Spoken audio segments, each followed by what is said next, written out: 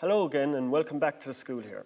We really hope you enjoyed a sneak peek into what life is like in Coláiste Co-ed.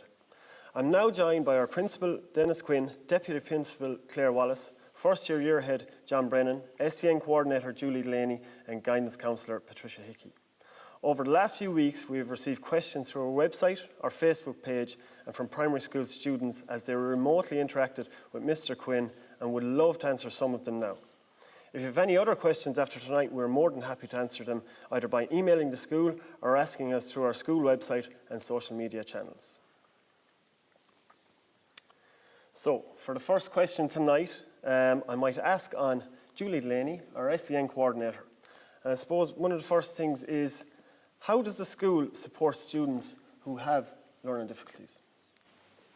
Good evening everyone, you're very welcome and we're delighted to have the opportunity to answer some of your questions, and I'd like to answer that question that Paddy's just posed in relation to learning difficulties. We are very cognizant of any student that comes to our school who may have learning difficulties. It is very important to us here in Coláiste we're a co-ed that integration is key here.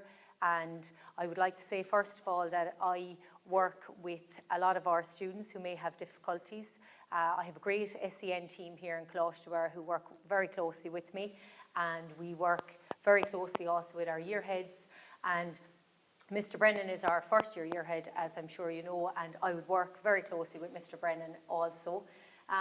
The most important thing I would like to stress maybe to parents and to students who are tuning in is that primarily our class teachers, your subject teachers, will look after all your needs.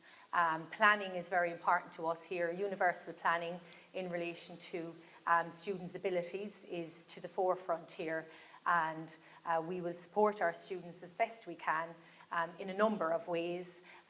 Team teaching is something that we would really promote here in the school. It's something that we feel really works for our students, and there are loads of different ways that we can help the students that may need help in the school. And I would encourage parents and also students. We encourage student voice very much so here, and I would encourage anybody that has any questions in this area to contact me or any member of the SEN team, and we'd be delighted to speak to you individually. Thank you very much, Ms Delaney. As Ms Delaney said, Mr John Brennan is our first year head, and I suppose it is quite a worry coming into the school if you've never even been here. So I think one question that came in from Upperchurch National School is it possible to walk around and visit the school before school starts? Yeah, thanks Paddy, thanks for the question, and thanks to those in Upperchurch who posed the question. Yes, it is. So prior to enrolment in September, our school starts in September, we have a 3-step induction programme, and that's 3 stages where you actually physically come into our school. So generally once in February, once in March and once in April. The induction programme is designed so that you can get to know all the other students who have enrolled into first year. You can also get to know the school building and the school surroundings as well. And also you get to know the teachers and all the stakeholders in your education in the school. You get to know them and be able to put a face to them as well. There's loads of different activities in the induction programme, from simple things from getting to know your timetable to where the school rooms are. Also little things maybe like your school diary. Also we promote well-being. There's fun elements to it as well, where you can get to do PE and other activities like that as well. So it's a well-renowned and very successful induction programme, and students up and down the years that have been through the programme have spoke very highly of it. So I hope that answers your question on the induction programme, and thanks for the question. Thank you very much, Mr Brennan. And moving on to Miss Wallace, I suppose a lot of the kids are kind of nervous sometimes about the rules in the school, and will I be able to follow them? Will they be very, very difficult to understand? And I suppose we got a question from mine that said, I'd like to know what the school rules actually are. Okay, thanks for that question there, Paddy, and again to the students there from all the primary schools for those great questions that you asked Mr Quinn during the last couple of weeks as he talked to you remotely into your classrooms. The school rules, that's a very important question, and I would say particularly to parents who are tuning in tonight, our school website, www.cmco.ie, if you look there at the download section, you will see our school policies. And the code of behaviour is what you're looking for if you want to see the school rules. And it is really important actually that everyone would have a really good look at those school rules, because part of signing up to our schools is signing up to the code of behaviour. And I would suggest that you read it. You'll find that we're very fair. Those school rules have evolved over time. We've consulted with parents and students in creating that code of behaviour. So that's, anyway, the question was, where can I find the school rules? And that's where you can find the school rules. Thanks, Patty. Thanks very much, Miss Wallace. And moving on then to Mr. Quinn. You got a great question from Holy Cross, and I suppose it's very valid given the circumstances now. And I suppose they were just wondering, what are the changes that have come into school life due to COVID-19 this year? So all students now and staff wear face masks in school. The class time has changed from 40 minutes up to 1 hour long. That gives a great chance for students to get engaged in a class, and then we can take a break, maybe halfway through, a mask break, get a bit of fresh air and get back into class. Break time is the same, but they're staggered. So at any one time, you only have 1/3 of the school out on a break time. So for instance, for first years, you have first years and TY students out together only. And that's deliberate, because TY students, many of them are the Lekela leaders for first years, so they get to meet the first years, socially distanced of course. But apart from that, lunch times are staggered also. Our day is a bit shorter than normal because we've shortened the lunch time. But all in all, I suppose, with the changes, what we are most impressed with is the students. There has not been an issue. They have just come in and got on with it. They come in their separate doors. They mask up when they're in. When they get their break, they take off the mask. So all in all, it's going really well. So far, so good. So we just hope it stays going like that. Thank you, Paddy, and thank you, Holy Cross. Good question. Excellent, Mr. Quinn. Moving on then to Miss Tricia Hickey. She's our guidance counsellor in Cloister Co-ed, who'll be helping you navigate through your school life and possibly beyond. A great question asked in reality, Ms. Hickey, was, when do I actually pick my subjects for first year? Oh, really good question. So as Mr. Brennan said earlier, the first year induction programme is a very comprehensive programme, and we will talk about subject choice when you're in the school. So I will be there those 3 evenings, and hopefully I'll get to meet all of you, which is great. When do I get to pick my subject options? So what we do here in Cloister Co-ed is, all through first year you will do taster subjects. So what that means is, for a certain number of weeks you will study every subject that we offer here. At the end of second year, you will meet with the guidance counsellor, you'll meet with your class teacher, and we will discuss what subjects you like, what subjects you're performing best in, and what subjects are best for you to continue on for your junior cert. There's plenty of collaboration around picking your subject choices, but it is great to get the opportunity, I suppose, to taste all of the subjects. Thank you very much, Ms. Hickey. And I'll go back to Mr. Brennan again. I suppose it's very understandable coming in that there is a lot of uncertainty, but I suppose in Kilcommon they were wondering, if you don't know any other students in the school, who would you ask if unsure of the little things? Yeah, thanks, Paddy, and thanks, Kilcommon. Great question. Just little things, I suppose. We've a mentor program called Lekela in the school, so you're paired with a fifth or sixth year student, and that 5th or 6th year student is your mentor on the ground, if you like, on a day-to-day in the school. The 5th or 6th year, your Lekela mentor will have a school locker beside you, and you'll see him on a regular basis. So all the little questions that you may have, that Lekela leader will be there to look after you always. And I suppose not just for the purposes of looking after the first year, it's designed to create a leader and future leaders in the school, or Lekela program. And it works really well each year, and it's a great reassurance for any first year coming in, knowing that they have an older body or student in the school who's been through it all before and is able to answer any questions that you have. So thanks very much for the question. Excellent, Mr. Brennan. Ms. Wallace, I'll come back to you. I suppose we've had a big uptake in numbers over the last few years, and what they're wondering in Ballytarsna is what happens if more than 96 people apply for places in first year? God, Paddy, you love asking me all the policy questions. If you go to www.cmco.ie again and you go into the download section, you will find in that policy page our school admissions policy. That policy goes through exactly what the procedure will be. So I suppose the first and the most important thing is you need to have your application in by the 9th of November. Isn't that right? The 9th? Yeah? Okay, so the 9th of November. After that then, what we will do is we will go through the selection criteria. So the first one is if you have a sibling. So if you have a sibling, you'll go in this pile. Then the next one is if you've a staff member in the school. If your parent is a staff member, so that's the next pile. And then after that, there are lists of primary schools. Now, I need you to really look at that policy to see where your school fits in, whether it's in the first list or the second list or the third list. But let's say at this point, your school is in the first list, so you're in the third pile. If we have 30 places that are gone to siblings, that's 30 places gone. Maybe 5 places gone then, or let's say 10 for ease, gone to the next lot. So at this point now I have 40 spaces that have been given. And let's say there are 100 children in the third pile who qualify. What will happen in that case is there will be a lottery for the remaining places in the third pile.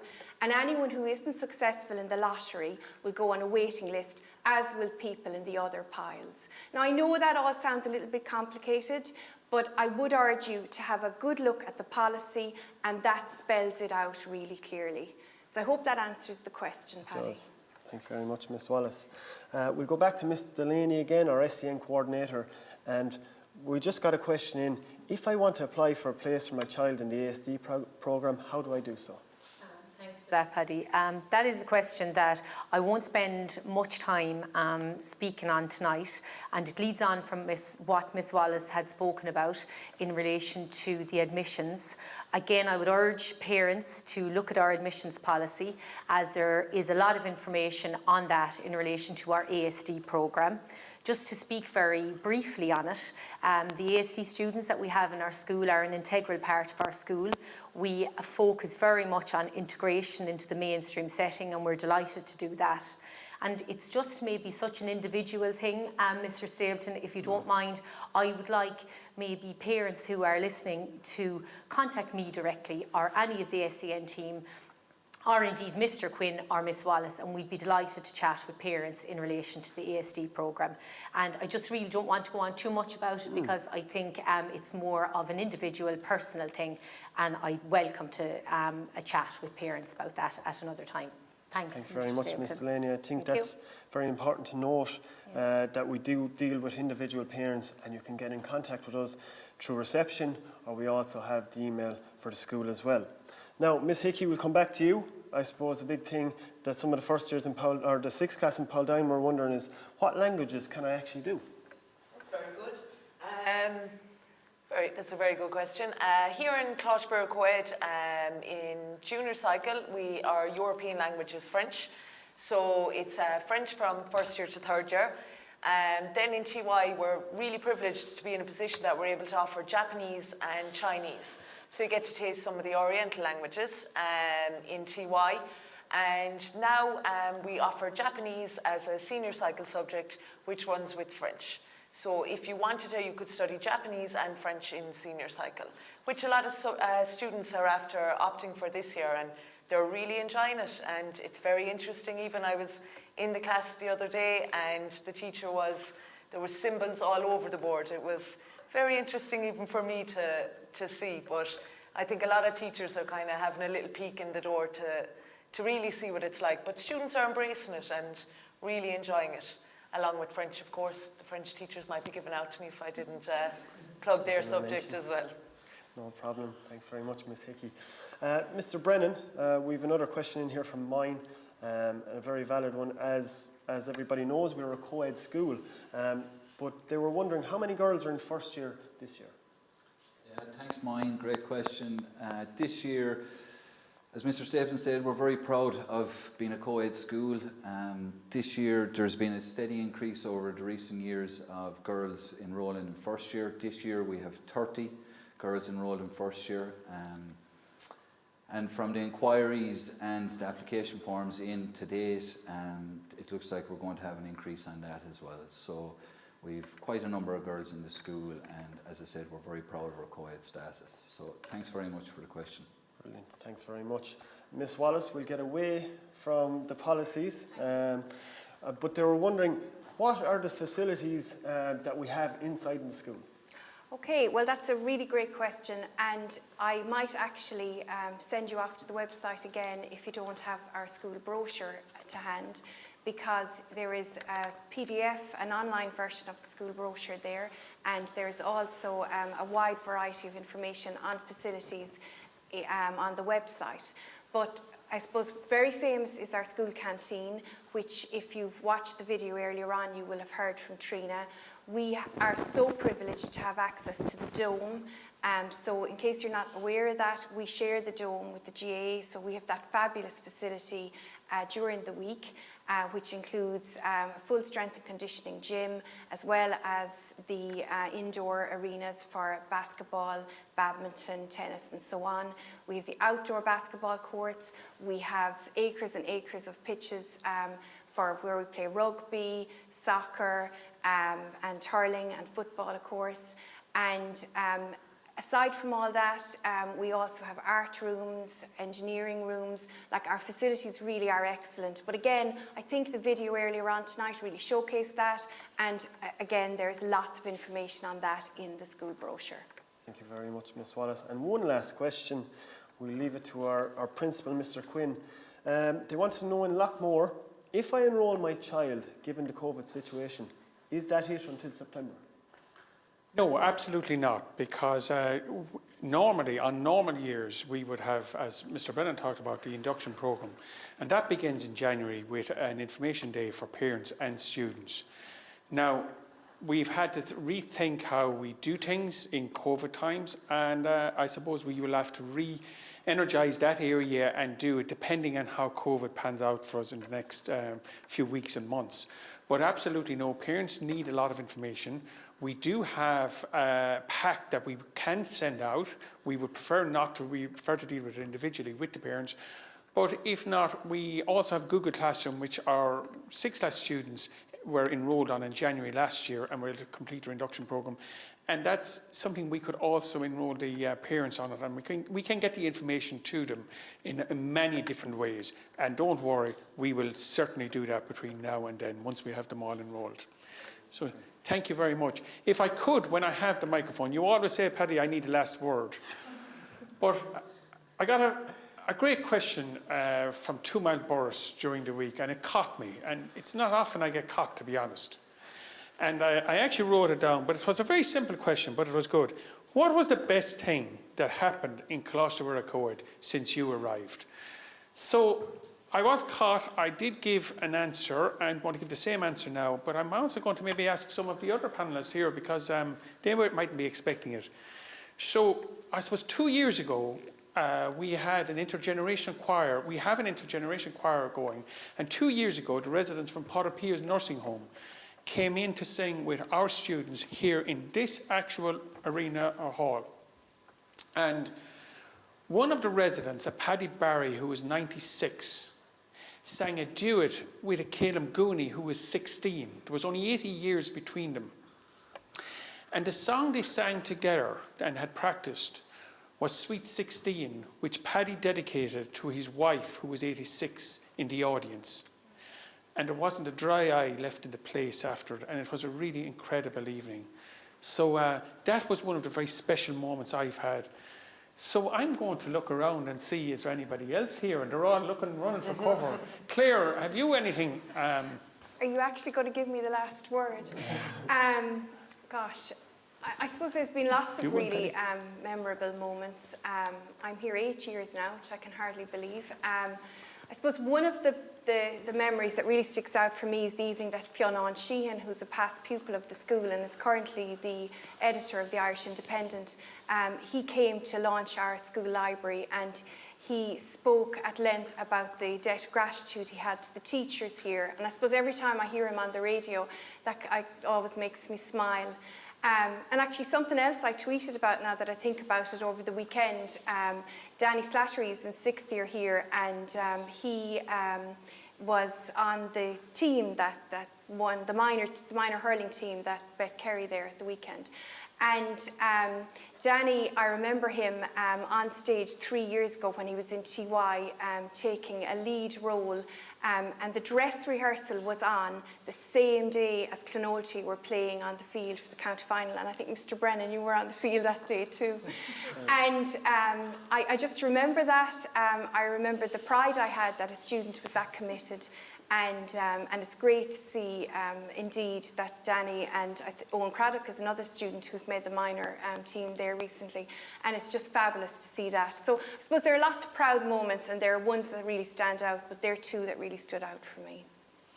And Claire, I'd hate to give you the last word. I think Paddy has something that you'd like to... No harm for you to give us an answer, Paddy. I haven't answered too many questions. I'm too busy asking them tonight, but I suppose my moment I see as standing out is it's a bit more academic, surprisingly, but we were one of the first schools in Ireland to take part in the classroom-based assessments, and I was an English teacher in 2nd year at the time, and I had to pass English group, and part of that was to do your own presentation in front of the class.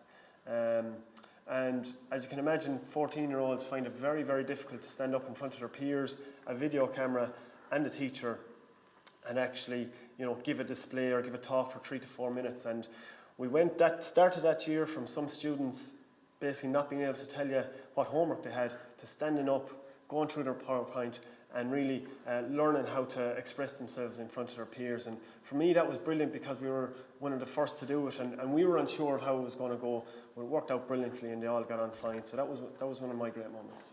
Thank you, Paddy. Back to you.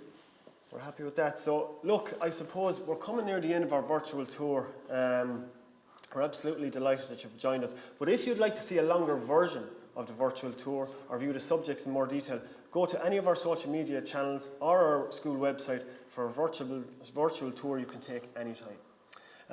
And then that way you can watch it back at your own convenience. Remember, application forms are available from the school office, and the closing date to submit these forms is the 9th of November. I really hope you enjoyed Coláiste Coed's first virtual open night, and we thank you all for taking part in a very special evening.